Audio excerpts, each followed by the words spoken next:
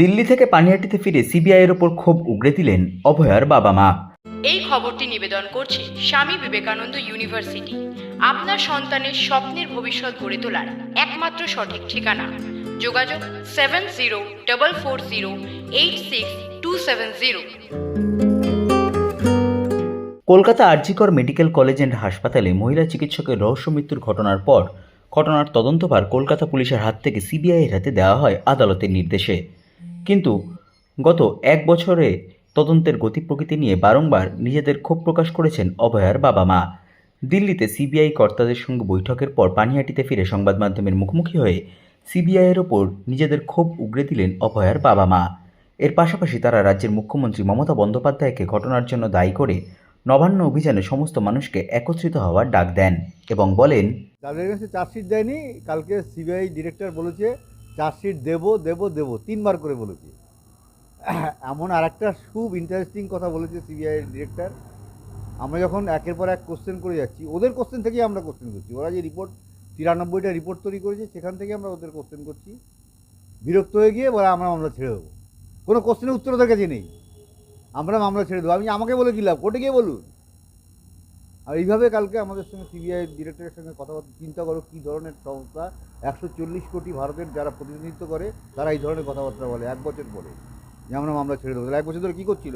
গাছ কাটছিল? গাছ তো যে কোনো লোক কাটতে পারে, ওকে তো ওদের কী এত কোটি কোটি টাকা মাইনে দিয়ে ওই ডিপার্টমেন্ট রাখার কী দরকার? অত বড় বিল্ডিং সব তুলে দেওয়া উচিত সিবিআইয়ের মতন অফিসকে। আপনারা দিল্লি গিয়ে কার কার সাথে দেখা করলেন? দিল্লিতে আমরা অমিত শাহের সঙ্গে দেখা করার জন্য চেষ্টা করেছিলাম, কিন্তু কথাও ছিল, কিন্তু সোমবার পর্যন্ত থাকতে বলেছিলেন। উনি সেদিন দেখা করতে পারেননি, সোমবার পর্যন্ত থাকতে বলেছিলেন, কিন্তু আমরা থাকতে পারিনি। পরবর্তীকালে অ্যাপয়েন্টমেন্ট নিয়ে তারপরে আমরা আবার যাবো। আজকে সীমা পাউজার বিরুদ্ধে তো হাজার অভিযোগ। গতকাল যে কোশ্চেন আমরা রেখেছি, কোনো কোশ্চেন উত্তর দিতে পারিনি। আমাদের কাছে যে কোশ্চেনটা আছে এবং এমনকি যে 54টা কোশ্চেন হাইকোর্টে আছে তাও উত্তর দেয়নি এখনো পর্যন্ত। আগামী দিনে অমিত শাহের সাথে যখন যোগাযোগ হবে এই বিষয়টা কি? অবশ্যই বলবো। আমি তো বলবো সিবিআই ডিপার্টমেন্ট তুলে দাও, পরিষ্কার কথা এইভাবে বলবো। নবান্ন অভিযান আছে, সর্বদল সবাই, সাধারণ মানুষ সবাইকে আমরা এই অভিযানে ডেকেছি। আশা করছি সবাই যোগদান করবে এবং যাদের হৃদয় আছে এবং মানে মানুষত্ব আছে, মানুষ যারা, তারা আগামীকাল এই অভিযানে যোগদান করবে এবং মমতা ব্যানার্জির যে সরকার, যে প্রশাসন, যারা প্রশাসনকে নিজের দলের যন্ত্র হিসাবে ব্যবহার করে, সেই সরকারকে আমরা 14তলা থেকে নামানোর জন্যই মেইনলি এই অভিযান। অপরদিকে কালীঘাটে ঘেরাও কর্মসূচি, কালীঘাটেও সবই একই উদ্দেশ্যে, যে উনি অন্যায় কাজ করছেন, সেটা ন্যায় ওনাকে করতেই হবে। দিল্লি আমাদের অনেকগুলোই কর্মসূচি ছিল।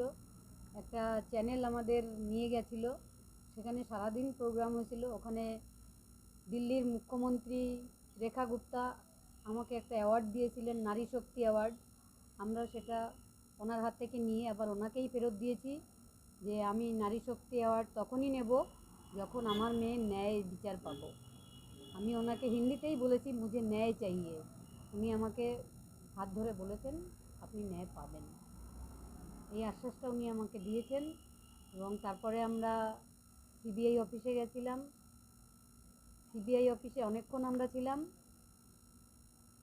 সিবিআই এর সঙ্গে অনেক কথা হয়েছে, ও আমাদের কোনো কোশ্চেনের অ্যান্সার ওনারা দিতে পারেননি। তারপর আমরা এই কোশ্চেনগুলো দেখিয়ে সিবিআইকে এটা সিবিআই ডিরেক্টরকে হাতে দিয়েছিলাম।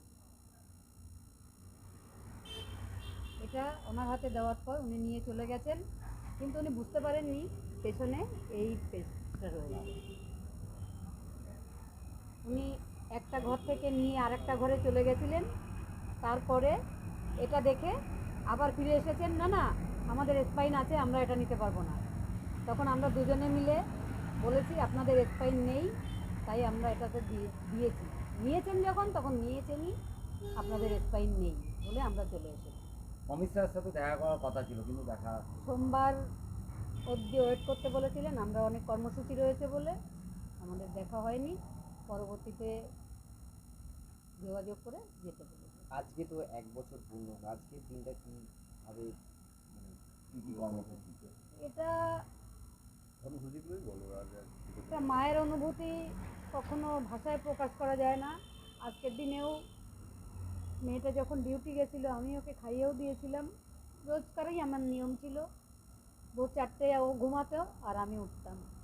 সমস্ত কাজ ওর আমি করে দিতাম। আপনারা ন্যায় পাবেন এটা বলেছেন। সিবিআইয়ের সঙ্গে দেখা করার পর কতটা আশ্বস্ত আধিকারিক? কোনো আশ্বস্ত নেই, সিবিআই কোনো কাজ করবে না।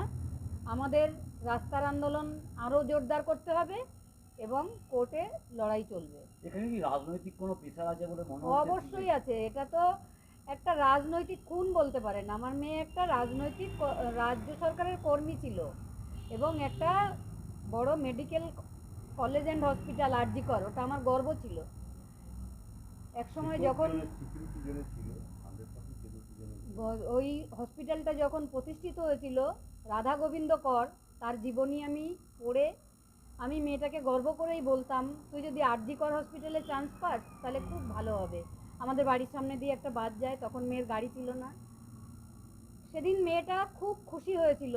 সেই সিকিউরিটি জোনে তার সঙ্গে যে এই ঘটনাটা ঘটবে, এটা যেমন সেও ভাবতে পারেনি, আমরাও ভাবতে পারিনি। তবে দুর্নীতির সমস্তটাই আমার মেয়ে জানতো, আমরাও জানতাম। ওর কাছে টাকা পয়সাও চাওয়া হয়েছিল এবং ও সেটা বলেছে, কেন আমি আমার মেধার ভিত্তিতে পাস করব, গোল্ড মেডেল পাবো, আমি কোনো টাকা পয়সা কেন দেবো, এটা একটা চ্যালেঞ্জ হিসাবে নিয়েছিল।